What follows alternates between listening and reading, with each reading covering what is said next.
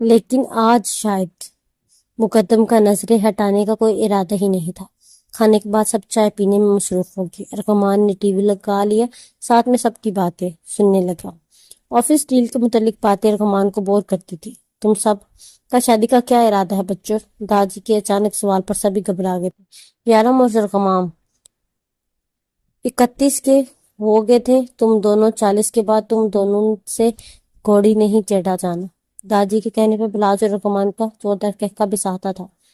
پر خدا را آپ کہکے نہ لگائے، 30 کے آپ بھی ہیں اور آپ سے بھی 40 کی عمر میں گھوڑی پر نہیں چڑھا جانا۔ داجی نے بلاج کی ہنسی سے لوٹ پوٹ ہوتے دیکھا، اسے بھی ساتھ میں ہی گھسیٹا تو اب کی بار سب کی کہکے گونجے، البتہ بلاج کا منہ بن گیا۔ کر لیں گے داجی، بلاس نے کہا۔ کب؟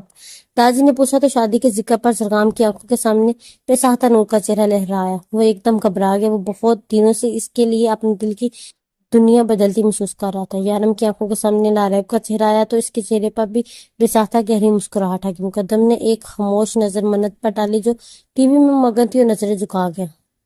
جب صحیح وقت آئے گا تب کر لیں گے شادی، مقدم نے کہا۔ لڑکیاں خود پسند کرتی ہیں یا میں ڈھونڈوں؟ لڑکیاں خود پسند کرنی ہے یا میں ڈھونڈوں؟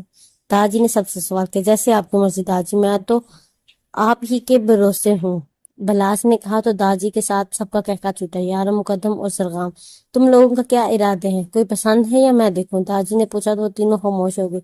تو داجی سمجھ گئی، وہ اپنے پوتوں کی رگ رگ سے واقف تھے۔ یار یہ ابھی بھی کتنا ینگ دکھتا ہے نا۔ ارغمان کے کہنے پر منت جو مقدم کی نظروں سے گھبرا کر چہرہ جھکا گئی تھی، چہرہ اٹھا کے ٹی وی پر دیکھا تو اس کی آنکھیں پھیل گئی۔ مقدم نے بغور اس کے چہرے کے تاثرات دیکھے اور پھر ایک نظر ٹی وی پر ڈالی تو ٹی وی پر کوئی شاہ رخ خان کا شو چل رہا تھا۔ منت آنکھیں حیرت سے پھیلائے بنا پلکے چپکائے سے دیکھ رہی تھی۔ مقدم نے آہستہ سے اس کے چہرے کے بدلتے تاثرات دیکھے، پہلے جو سانس روک کے حیرت سے بنا پلکے چپکے سے دیکھ رہی تھی، اب محوت ہو کر اسے دیکھنے لگے۔ کتنی عمر ہوگی بھلا اس کی؟ ارغمان نے اچانک سے کسی کو مخاطب کیا بغیر سوال کے۔ 58 سال۔ منت کے جواب پر سب نے چون کر اسے دیکھا جو بہت محوت سے سکرین پر موجود اس شخص کو دیکھ رہے تھے۔ کتنے ہینڈسم اور فٹ ہے یہ۔ ارغمان کا کہنا تھا کہ منت کے چہرے پر مسکراہٹ آئی، وہ مسکراہٹ جسے دیکھنے کے لیے مقدم ہمیشہ انتظار کرتا تھا۔ سب نے چونکہ منت کی مسکراہٹ دیکھی، سب بہت حیران ہو گئے تھے اور مقدم سانس روک کے بنا پلکے چپکائے خیرت سے اس کی ویران آنکھوں میں در آنے والی چمک اور اس کے چہرے کی مسکراہٹ دیکھ رہا تھا۔ جب جب ارغمان اس کی تعریف کرتا، مقدم منت کا چہرہ دیکھتا جو لگاتار مسکراتے ہوئے اپنے لبوں کو حرکت دیتی اور کچھ بڑبڑاتی۔ مقدم منت کو مسکراتے دیکھ بھی ساتھ مسکرا دیا۔ آج وہ خوش تھا، اس کی خواہش پوری ہوئی تھی۔ آج مقدم خان بہت خوش تھا، اسے خود بھی نہیں پتا چلا کہ کب اس کی مسکراہٹ گہری ہوگی۔ جب منت کی نظریں مقدم پر پڑی تو وہ ٹھہر گئی۔ اس نے بھی آج پہلی بار اس شخص کو مسکراتے ہوئے دیکھا تھا۔ اس کے سرخ انابی ہونٹ گہرے مسکرا رہے تھے، اس کے دونوں گالوں میں جو ڈمپلز بات کرتے ہوئے نمایاں ہوتے تھے وہ اب بھی زیادہ گہرے اور خوبصورت لگ رہے تھے۔ منت کا دل بہت زور سے دھڑکنے لگا۔ اس نے نظروں کا رخ پھیر لیا لیکن مقدم ابھی بھی مسکراتے ہوئے اسے ہی دیکھ رہا تھا۔ جب یارم کی نظریں مقدم کے مسکراتے ہوئے چہرے پر پڑی، آج 13 سال بعد اس نے اپنے جان سے پیارے بھائی کو مسکراتے دیکھا تھا۔ اچانک سب کی نظریں مقدم پر پڑی جو اب چہرہ جھکائے لگاتار مسکرا رہا تھا۔ سب نے حیرانگی سے پہلے ایک دوسرے کو دیکھا پھر مقدم کو۔ سب کو خوشگوار حیرت ہوئی تھی لیکن سب چہرہ موڑ گئے جیسے کچھ دکھا ہی نہیں ہے۔ وہ مقدم سے پوچھ نہیں سکتے تھے، ہو سکتا تھا وہ پھر سے سنجیدہ ہو جائے، لیکن کچھ دیر بعد یارم کی آواز گونجی، کافی رات ہوگی اب داجی ہم چلتے ہیں۔ یارم نے آج داجی کو زیادہ مخاطب نہیں کیا تھا اور داجی اس کا انداز سمجھ رہے تھے۔ اس نے 1 مہینے پہلے ریب کے اور اپنے بارے میں ان سے بات کی تھی لیکن داجی نے اسے صبر کرنے کا کہا اور آج خود شادی کا پوچھ کے بھی انہوں نے یارم کو خاموش رہنے کا اشارہ کیا جس سے یارم کا منہ بن گیا۔ یارم ابھی منت صدمے میں ہے، ہم سب کوشش کر رہے ہیں کہ وہ نارمل ہو جائے، تھوڑا بہتر ہوتی ہے تو میں خود ان سے تمہارے اور لاریب کے بارے میں بات کروں گا۔ اگر وہ راضی ہوگی تو میں بالکل بھی دیر نہیں لگاؤں گا۔ تم دونوں کو ایک دوسرے کا کرنے میں تم صبر رکھو۔ اسے داجی کی 1 مہینے پہلے کی جانے والی بات یاد ہے۔ یارم صبر کے علاوہ آپ کچھ نہیں کر سکتا تو خاموش ہو گیا۔ اسے خود بھی نہیں معلوم تھا کہ وہ 31 سالہ مرد ایک 22 سالہ لڑکی کے لیے اس قدر بے شرمی دکھائے گا کہ وہ خود اپنی شادی کی بات کرے، لیکن وہ اب لاریب کے بغیر نہیں رہ پا رہا تھا۔ اسے وہ لڑکی جلد سے جلد اپنی دسترس میں چاہیے تھی، پر فی الحال وہ صبر کے علاوہ کچھ نہیں کر سکتا تھا، خاموش ہو گیا۔ خان ویلا کے مکین واپس جانے کے لیے اپنی گاڑی کی جانب بڑھے۔ مقدم ہمیشہ کی طرح داخلی دروازے پر رکا اور پلٹا تو وہ اسے ہی دیکھ رہی تھی۔ اس بار منت نے نظریں نہیں ہٹائی۔ ایک لمحے کے لیے دونوں کی نظریں ملی اور منت مسکرا دی۔ مقدم نے تو نہال ہی ہو گیا، اسے اس کے علاوہ کچھ نہیں چاہیے تھا۔ وہ ابھی اس کو دیکھ ہی رہا تھا کہ وہ یارم اور بلاس باتیں کرتے اس کا ہاتھ پکڑ کر سے پہلے جانے لگے۔ وہ بلبلا کر رہ گیا، پھر انہیں کچھ نہیں کہا، خاموش رہا۔ نور، آپ کی فیملی میں کون کون ہے؟ زرغام نے آج اچانک نور کا کام کرتے ہوئے دیکھا۔ مخاطب کیا تو وہ پلٹی اور کہنا شروع کیا، سر، میں، بابا اور میری بہن۔ امی کا انتقال ہو گیا ہے جب میں 5 سال کی تھی، پھر بابا مجھے اور میری بہن کو لے کر لندن چلے گئے۔ ہم لوگ 15 سال لندن میں رہے ہیں، پھر بابا کو اپنے ملک کی یاد ستانے لگے تو ہم واپس آ گئے۔ اب ہم یہاں رہ رہے ہیں، ٹھیک ہے؟ زرغام نے اس کی ساری بات سنی تو بس اتنا ہی کہا۔ کیوں، سب خیریت ہے سر؟ جی سب خیریت ہے، زرغام نے کہا تو وہ ذرا خاموش ہو گئی۔ لارہب روز رات کو منت کو یاد کرتی تھی، آج بھی وہ اسے یاد کر کے آنسو بہا رہی تھی جب اس کے فون پر آنے والی کال کی آواز نے اسے اپنی جانب متوجہ کیا۔ السلام علیکم۔ لارہب نے فون پر انجان نمبر سے کال آئی تو اس نے فوراً ہی منت کے خیال سے فون اٹھا لیا، لیکن دوسری جانب سے خاموشی تھی۔ ہیلو، لارہب نے کہا، لیکن جواب نہیں آیا۔ یارم آنکھیں باندھ کے اس کی آواز محسوس کر رہا تھا جو بڑھتے دنوں کے ساتھ اس کی جان بنتی جا رہی تھی۔ کوئی سن رہا ہے؟ لارہب نے کہا تو یارم خاموش رہا۔ اس نے اسے سننے کے لیے ہی تو فون کیا تھا۔ لارہب نے جواب نہ پا کر فون کاٹ دیا۔ وہ جو آنکھیں مودے سیٹ سے پش لگائے اس کی آواز محسوس کر رہا تھا۔ اس کی اس حرکت پر شدید بدمزہ ہوا، لیکن ابھی بھی وہ اسے اپنے بارے میں کچھ نہیں بتا سکتا تھا۔ مقدم داجی سے آفس کے کام کے سلسلے میں ملنے آیا تھا۔ اسے زرغام اور داجی سے ایک کلائنٹ کی فائل ڈسکس کرنی تھی۔ جیسے ہی وہ اندر لاؤنج میں داخل ہوتے اس کی نظر لاؤنج میں موجود شیشے سے باہر نظر آتے لان پہ بیٹھے ارغمان اور منت پر پڑی۔ ارغمان کچھ کہہ رہا تھا اور منت کی ہنسی نہیں رک رہی تھی۔ وہ پیٹ پر ہاتھ رکھی گردن پیچھے کو پھینکے لگاتار کہکے لگا رہی تھی۔ مقدم اسے کھلکھلاتا دیکھ ایک دم ساخت ہو گیا تھا، پھر ٹرنس کی اسی کیفیت میں چلتے ان دونوں تک آیا۔ اس کی اچانک آ جانے پر منت جو ہنستے ہنستے آنکھوں میں آ جانے والی نمی صاف کر رہی تھی رک کر اسے دیکھنے لگی۔ مقدم اسے ہی گہری نظروں سے دیکھ رہا تھا۔ گلابی ڈریس میں سر پر دوپٹہ اوڑھے وہ ہمیشہ کی طرح اس کا دل دھڑکا رہی تھی۔ ارے مقدم بھائی، آپ یہاں؟ خیریت؟ ارغمان نے پوچھا تو وہ جو منت میں مگن تھا گھبرا گیا اور ارغمان کو دیکھا۔ منت نے ارغمان کی آواز پر چہرہ جھکا لیا اور ارغمان کی نظروں سے بچنا چاہتی تھی جو شرارتی نگاہوں سے ایک نظر منت کے جھکتے سر کو دیکھتا اور ایک نظر مقدم کو۔ ہاں، وہ داجی سے کچھ امپورٹنٹ فائلز ڈسکس کرنی تھی، مقدم نے سادہ سے لہجے میں جواب دیا۔ داجی اپنے کمرے میں ہیں، آپ وہاں چلے جائیں، ارغمان نے کہا تو وہ پھر سے اس کے جھکے سر کو دیکھ رہا تھا، مسکراتے ہوئے اندر کی جانب بڑھ گیا۔ اچھا کیا کہہ رہے تھے تم؟ منت نے اس کے جاتے ہی دوبارہ ارغمان کو مخاطب کیا تو وہ پھر سے شروع ہو گیا۔ منت پھر سے کھلکھلانے لگی۔ تھوڑی دیر بعد جب دونوں تھک گئے تو اٹھ کر اندر چلے گئے۔ منت کو اس گھر میں آئے 2 مہینے ہو چکے تھے۔ وہ سب کے ساتھ کافی گل مل گئی تھی۔ پہلے جو منت خاموش رہتی تھی وہ اب ارغمان کے تنگ کرنے پر زرغام کو بتا کر اسے ڈانٹ پڑواتی تھی۔ اسے یہ سب بہت اچھا لگتا تھا۔ گھر میں سبھی اس کے آگے پیچھے گھومتے تھے۔ اسے کبھی اتنا پیار نہیں ملا تھا جتنے ان لوگوں نے اسے دیا تھا۔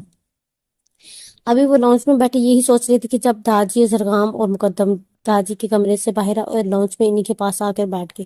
ارغمان اور منت شاہ رخ خان کی مووی میں مگن تھے، کیونکہ جب منت بیٹھی ہوتی اور شاہ رخ خان کی مووی آ رہی ہوتی تو چینل تبدیل کرنے پر سخت پابندی تھی۔ وہ مووی روز ہی کیوں نہ لگتی ہو، منت کی وجہ سے سب کو خوش ہو کر دیکھنی پڑتی تھی۔ وہ تینوں بیٹھے باتیں کر رہے تھے۔ مقدم بار بار نظریں اٹھا کر اسے دیکھتا جو مووی میں بالکل مگن تھی۔ اچانک سے سکندر صاحب ہانپتے ہوئے اندر ہے۔ زرغام نے انہیں دیکھا تو فوراً پوچھا، آپ ٹھیک تو ہیں ڈیڈ؟ وہ جو بھاگتے ہوئے آ رہے تھے زرغام کی بات پر ہاں میں سارے ہلا کے ان کی چہرے کی مسکراہٹ اور آنکھوں کی چمک بتا رہی تھی وہ بہت زیادہ خوش۔ کیا ہوا سکندر؟ داجی کے سوال پر وہ فوراً ان کے سامنے گھٹنوں کے بل بیٹھے اور ہاتھ میں ان کا اپنی گود میں رکھ لے۔ داجی پلیز غصہ نہ ہو جائیے گا، انہوں نے التجائی لہجے میں کہا تو داجی کو کچھ غلط لگا۔ کیا ہوا ہے؟ انہوں نے روب دار آواز میں پوچھا۔ داجی، وہ قاسم آ رہا ہے آپ سے ملنے۔ سکندر صاحب کا یہ کہنا تھا کہ پہلے داجی کی آنکھیں حیرت سے پھیلی، پھر حیرت کی جگہ شدید غصے نے لے لی۔ خبردار، اس گستاخ کو منع کر دو، مجھے اپنی شکل نہ دکھائے، غلطی اس نے کی ہے۔ داجی غصے سے داڑے، داجی کتنا وقت گزر گیا، اب بس جانے دے، معاف کر دے۔ سکندر صاحب نے منت بھرے انداز میں کہا، میں اپنی بیٹی کی موت جاننے نہیں دے سکتا سکندر، تم لوگوں نے ملنا ہے تو ملو، پر میں کبھی بھی اس کی شکل نہیں دیکھوں گا، انہوں نے غصے سے کہا۔ لمبے لمبے ڈاک بھرتے اپنے کمرے کی جانب بڑھ گئی۔ یہ قاسم کون ہے؟ منت نے ارغمان کی طرف جھکتے سرگوشی کی تو جواب میں ارغمان نے بھی کندھے جھکا دی۔ وہ بھی نہیں جانتا تھا یہ ماضی۔ عالم صاحب دار جی کے 3 بچے تھے، سکندر، قاسم اور شازمہ۔ شازمہ ان دونوں بھائیوں کی سب سے لاڈلی بہن تھی، لیکن قاسم صاحب کی بیوی فرزانہ شروع سے ہی شازمہ کو ناپسند کرتی تھی۔ ان سے ان کے بھائیوں نے کبھی اتنا پیار نہیں کیا تھا، لیکن شازمہ کے بھائی ان پر جان دیتے تھے۔ یہی چیز انہیں حسد میں مبتلا کر دیتی تھی۔ وہ شازمہ کو بہت زیادہ ناپسند کرنے لگی تھی۔ سکندر صاحب کے دوست رضوان صاحب کا بچپن ہی میں خان مینشن میں آنا جانا تھا۔ انہوں نے اسکول، کالج، یونیورسٹی سب سکندر صاحب کے ساتھ ہی کیا تھا۔ ان دونوں میں بہت گہری دوستی تھی۔ فرزانہ بیگم کی نظر رضوان صاحب پر تھی۔ وہ گہری سیاہ آنکھوں والے بہت خوبصورت مرد تھے۔ فرزانہ بیگم نے رضوان کو اپنی اداؤں سے بھٹکانے کی کوشش کی، لیکن فرزانہ بیگم شادی شدہ تھی۔ ان کے گھر میں 1 مہینے پہلے نور نے جنم لیا تھا، جبکہ سکندر صاحب کا بیٹا زرغام اور رضوان صاحب کا بیٹا یارم دونوں 5 سال کے تھے۔ بلاش 3 سال کا تھا اور مقدم 2 سال کا تھا۔ فرزانہ بیگم رضوان صاحب کو چاہنے لگی تھی۔ انہوں نے رضوان صاحب سے اظہار کیا تو وہ غصے سے آگ بگولا ہو گئے۔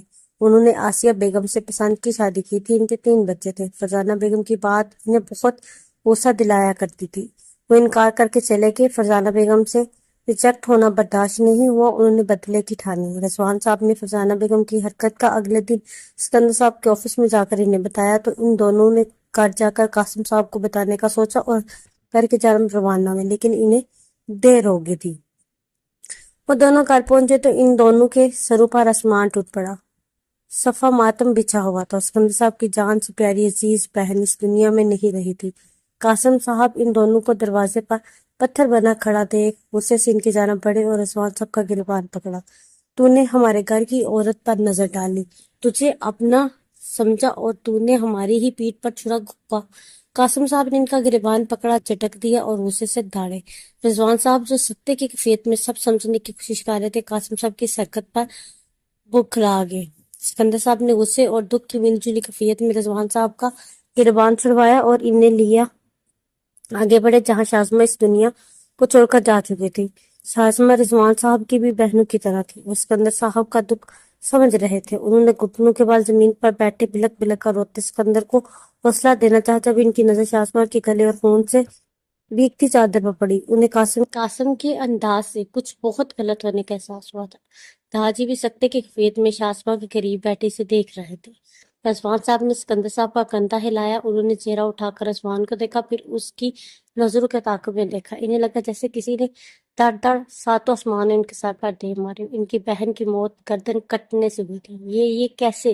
انہوں نے اٹکتے ہوئے پوچھا۔ میں نے قتل کیا ہے اس کا، قاسم صاحب نے بڑے فخر سے بتایا۔ دادی جو بے جان نگاہوں سے اپنی لاڈلی کو دیکھ رہے تھے، قاسم کے اس بات پر چہرہ اٹھایا۔ داجی، اس نے ہماری عزت کو داغ لگانے کی کوشش کی تھی۔ یہ رضوان کے ساتھ غلط تعلقات بنائے ہوئے تھی۔ فرزانہ کو پتہ چلا تو اس نے مجھے بتایا۔ اس نے بہت بار اسے اکیلے میں رضوان سے نازیبا باتیں کرتے دیکھا ہے۔ سکندر صاحب تو یوں ہو گئے جیسے کاٹو تو بدن میں لہو نہیں۔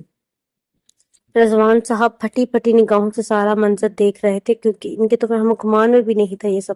وہ تو شازمہ کو اپنی سگی بہنوں سے بھی زیادہ پیار کرتے تھے۔ ان پر ایسا الزام، بکواس بند کرو اپنی قاسم۔ داجی غصے سے دھاڑے۔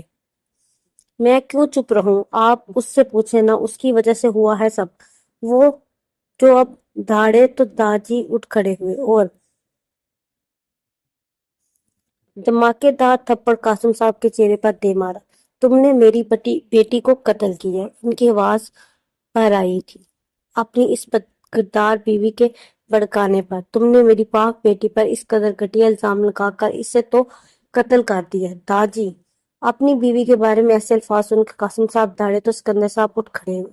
بالکل ٹھیک کہہ رہے ہیں داجی، شازمہ اور رضوان بے قصور ہے۔ فرزانہ کی نظر تھی رضوان پر۔ قاسم صاحب تو بنکھار گئے۔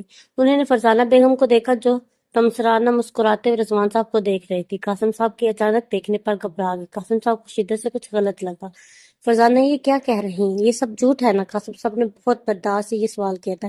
انہیں لگا فرزانہ بیگم اس بات میں سر ہلا کے کہے گی ہاں یہ سب جھوٹ ہے، لیکن انہوں نے بہت ہی ہٹ درمی سے نفی میں سر ہلا دیا۔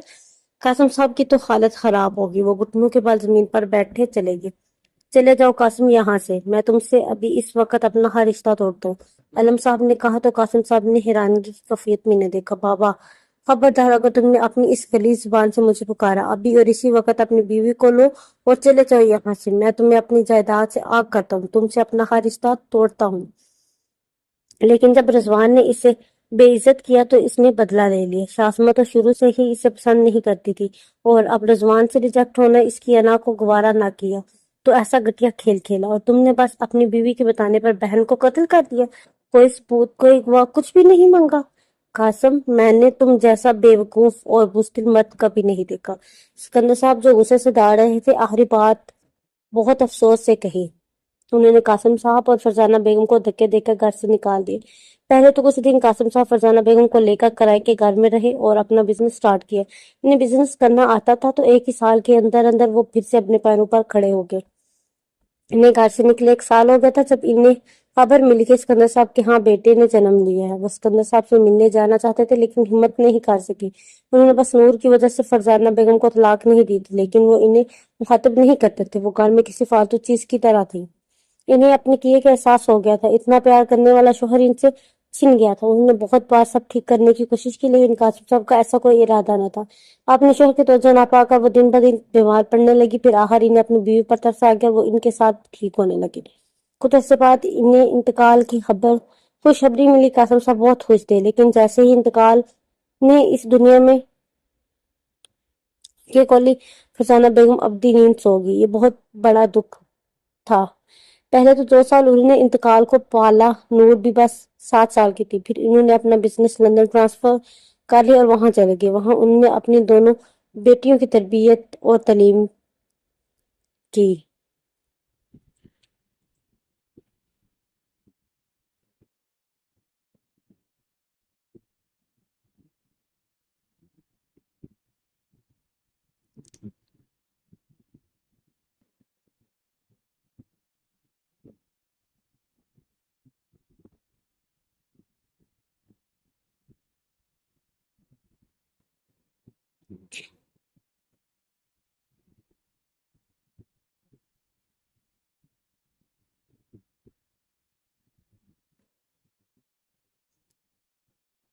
لندن میں ہی انہیں رضوان صاحب اور ان کی بیوی کی موت کی خبر ملی۔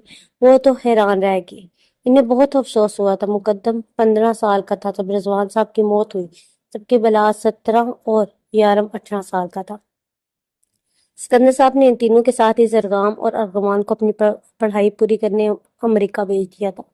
زرگام، یارم اور بلاس کا ڈبل ایم اے ختم ہوا تو انہوں نے واپس آ کر بزنس سنبھال لیا۔ مقدم کا ڈبل ایم اے مکمل ہوا تو وہ جو بزنس ان کے باپ کے پاس سکندر صاحب نے سنبھالا تھا وہ اب ان تینوں کے پاس تھا۔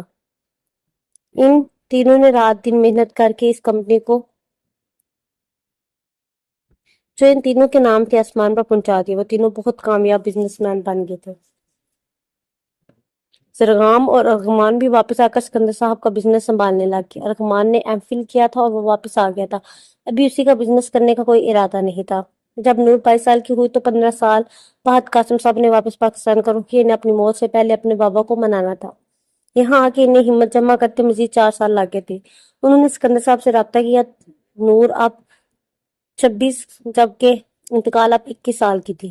فال سکندر صاحب نے جب سب کچھ بلا کر انہیں گھر آنے کا کہا، انہیں لگا تھا کہ داجی اتنے سالوں بعد اپنے بیٹے کا سن کر خوش ہو جائیں گے، لیکن داجی کا ایسا کوئی ارادہ نہیں تھا۔ وہ تو ساتھ ہاتھوں میں گرائے صوفے پر بیٹھ گئے۔ ابھی وہ آگے کا سوچ ہی رہے تھے جب فون کی آواز سب کو ان کی طرف متوجہ کی۔ السلام علیکم۔ انہوں نے قاسم کا نمبر دیکھا، سلام کیا، لیکن آگے سے جو انہیں خبر سننے کو ملی وہ ان کی جان نکالنے کے لیے کافی تھی۔ کیا ہوا ہے ڈیڈ؟ زرغام نے ان کے چہرے کی اڑی رنگت دیکھی تو سوال کیا۔ میرے بھائی، میرے قاسم کا ایکسیڈنٹ ہو گیا ہے، وہ یہاں آ رہا تھا، رستے میں ہی اس کا ایکسیڈنٹ ہو گیا، ہسپتال لے کر گئے ہیں۔ سب یہ ایک دم پریشان ہو گئے۔ سکندر صاحب نے داجی کو بتایا، سب بڑے ہسپتال کے لیے نکل گئے۔ منت اب اکیلی تھی، وہ اپنے کمرے میں چلی گئی۔ ہسپتال کے راہداریوں سے گزرتے ہوئے سب ہی پریشان تھے، مقدم بھی ان کے ساتھ ہی تھا۔ ریسپشن سے کمرہ پوچھ کر سب جلدی جلدی مطلوبہ کمرے تک پہنچے۔ دروازہ کھولا، اندر قاسم صاحب مشینوں میں جکڑے بستر پر لیٹے تھے، جسم پٹیوں سے بھرا ہوا تھا۔ ان کے پاس 2 لڑکیاں کھڑی بہت بری طرح رو رہی تھی۔ دروازہ کھلنے کی آواز پر نور اور انتقال نے دروازے پر دیکھا تو نور زرغام کو دیکھ کر حیران رہ گئی۔ اس نے ہاتھ کی پشت سے آنسو صاف کرنے کے بعد سوال کیا۔ سر آپ یہاں؟ اس کے سر کہنے پر سکندر صاحب نے سرگام کو دیکھا۔ یہ میری پی اے ہے۔ سرگام کے جواب پر انہوں نے نور کو دیکھا اور آگے قاسم کی طرف بڑھ کے انتقال اور ارغمان انجان نگاہوں سے ایک دوسرے کو دیکھتے، کبھی گھر والوں کو۔ بابا، قاسم صاحب نے نقاہت بھری آواز میں کہا تو دادی تڑپ اٹھے۔ جتنا بھی غصہ ہوتے، آخر قاسم صاحب ان کی اولاد تھے، جبکہ نور اور انتقال کو حیرت کا جھٹکا لگا۔ کیا ان کے دادا ابھی تھے؟ بابا مجھے معاف کر دے بابا، مجھ سے غلطی ہو گئی تھی۔ قاسم صاحب کی حالت بہت خراب تھی، ان سے بولا بھی نہیں جا رہا تھا۔ نور اور انتقال اپنے باپ کی حالت دیکھ کے روئے جا رہی تھی۔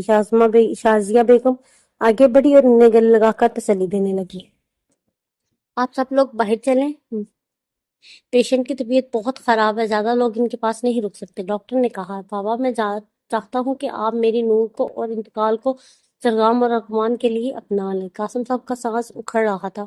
انہوں نے مضبوطی سے داجی کے ہاتھ پکڑ کر کہا تو سرگام نے نور اور ارغمان نے انتقال کو دیکھا۔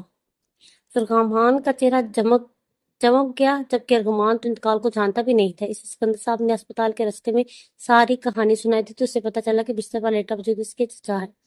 دوسری طرف انتقال کا بھی یہی حال تھا۔ اسے تو پتہ ہی آج چل رہا تھا کہ اس کے تایا اور دادا بھی ہیں۔ نور اور انتقال کو ہمیشہ یہی لگتا تھا کہ اس کے باپ کے علاوہ ان کا کوئی رشتہ نہیں ہے، پر اب اچانک سے تایا اور دادا کا آ جانا اور ان کے باپ کا نکاح کا کہنا، وہ انہیں جانتی بھی نہیں تھی، آج ہی ملی تھی اور آج ہی شادی، لیکن اچانک شادی۔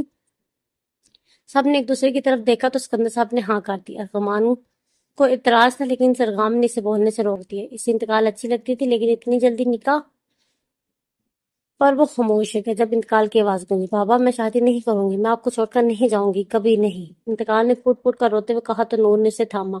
بیٹا میری زندگی کا کوئی بھروسہ نہیں، اپنے باپ کی آخری خواہش سمجھ کر ہی یہ نکاح کر لو، میں سکون سے مر سکوں گا، سب آپ دونوں بہنوں کو بہت خوش رکھیں گے۔ قاسم صاحب نے نقاہت بھری آواز میں کہا تو ان کے مرنے والی بات پر سب تڑپ اٹھے۔